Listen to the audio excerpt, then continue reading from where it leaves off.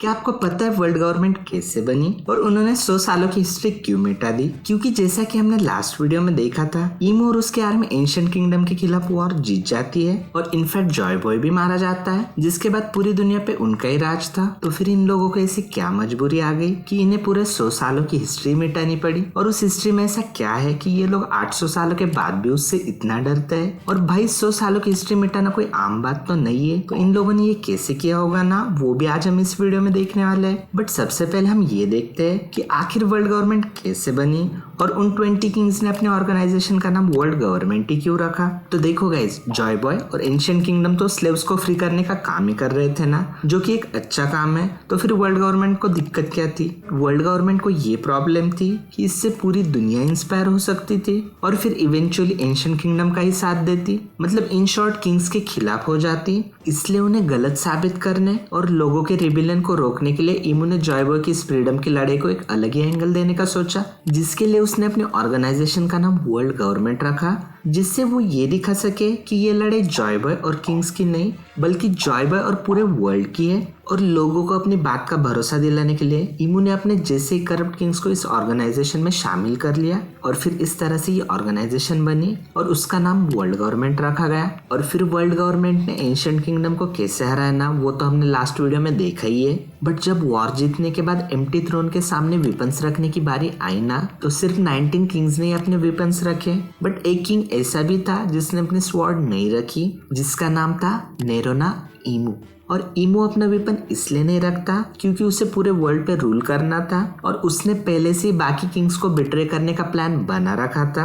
अब ईमू यहाँ पर किसी भी किंग को मारता तो नहीं है, बट उन्हें हिप्नोटाइज कर लेता है, जिससे कि वो पूरी दुनिया पे रूल भी कर पाए और सभी किंग्स का साथ होने की वजह से कोई उनके अगेंस्ट जाने के बारे में सोचेगा भी नहीं। और जैसा कि हमने एनएस लॉबी में देखा था कि वर्ल्ड गवर्नमेंट की एक्चुअल पावर यही है कि वो एक बहुत बड़ी ऑर्गेनाइजेशन है और उनके अगेंस्ट जाना मतलब पूरी दुनिया के अगेंस्ट जाना। बट सारे किंग्स और उनके आर्मी का साथ होने के बाद भी ईमू का प्लान फेल हो जाता है, मतलब वो लोग वॉर तो जीत जाते हैं और पूरी दुनिया पे रूल भी करते हैं, बट वो लोगों के माइंड से जॉय बॉय और उसकी सिस्टम वन पीस को नहीं मिटा पा रहे थे, जिसकी वजह से कभी भी रिबेलियन होने के चांसेस थे। और लोगों के बीच रिबेलियन की आग को और बढ़ाने के लिए लिली सभी पोनिग्लिप्स को स्प्रेड कर देती है, जो कि एक्चुअल में जॉय बॉय का ही प्लान था, जिसकी वजह से रिबेलियन हो सकता था। तो उस रिबेलियन को रोकने और लोगों के माइंड से जॉय बॉय, वन पीस और उस वॉर की मेमोरीज को मिटाने के लिए ईमू 100 सालों की हिस्ट्री इरेज करने का डिसीजन लेता है। और एक्चुअल वॉर 100 सालों तक चला भी नहीं था,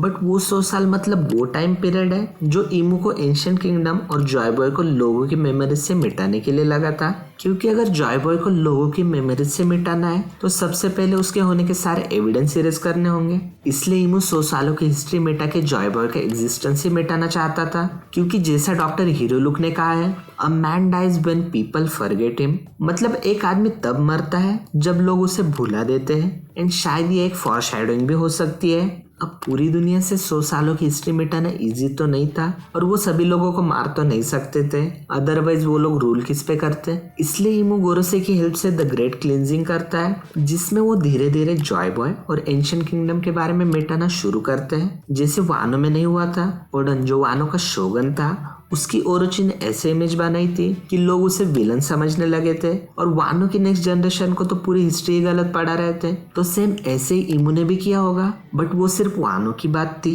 ये पूरी दुनिया की बात है, इसलिए उन्हें 100 साल तो लगे ही होंगे। देन सेकंड थिंग, उन्होंने पुडिंग के पास जैसा मेमोरी इरेज करने वाला डेविल फ्रूट है ना, वैसा ही कुछ यूज किया होगा, आइदर वही फ्रूट या उसका कुछ बड़ा वर्जन जो ज्यादा बड़े स्केल पे काम करता हो। और ये चीज पॉसिबल भी है कॉज हमने ऑलरेडी कितने फ्रूट्स के ऐसे वर्जन्स देखे हैं। देन थर्ड, उन लोगों ने उस टाइम पीरियड में मास मर्डर भी किए हो सकते हैं, लाइक डी फैमिली या उनके सपोर्टर्स के। तो इन 3 मेथड्स को यूज करके ईमू और गोरोसे ने द ग्रेट क्लींजिंग की होगी और 100 सालों की हिस्ट्री इरेज की होगी। और क्योंकि उन्हें बस एक आदमी और एक सिस्टम को मिटाने के लिए इतना कुछ करना पड़ा था, तो वो 800 सालों से ये ध्यान रखते आ रहे हैं कि वर्ल्ड सेंचुरी की हिस्ट्री कभी भी रिवील ना हो, और इसलिए उन्होंने पोनिग्लिप को पढ़ना क्राइम बना दिया है। देन लाफ्टेल पे जाने वाले को वो मोस्ट वांटेड क्रिमिनल बना देते हैं क्योंकि अगर किसी को भी वर्ल्ड सेंचुरी के बारे में पता चलता है तो इवेंचुअली जॉय बॉय और वन पीस के बारे में भी पता चली जाएगा, जिससे उनकी पूरी मेहनत तो वेस्ट होगी बट उनकी पावर और पोजीशन भी जाने के चांसेस है